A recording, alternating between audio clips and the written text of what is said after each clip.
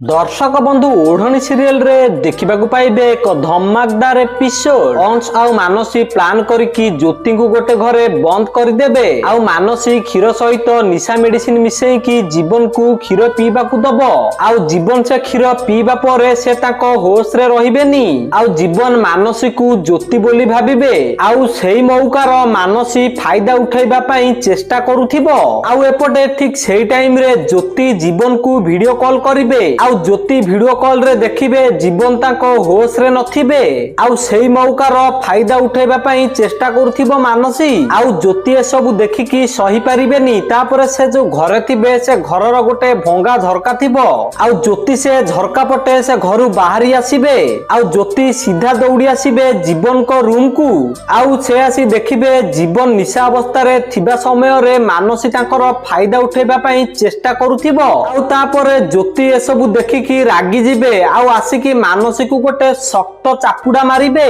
तो दर्शक बंधु आपण मानु कोन लागुची ज्योति मानसी को चापुडा मारिकी ठीक करिसंती कि जदि हां ताले कमेंट रे यस लिखि दियंतु आउ आपण माने जदि चाहुचंती जीवन आउ ज्योति एकाठी हे जानतु ताले वीडियो को लाइक करी चैनल को सब्सक्राइब कर दियंतु।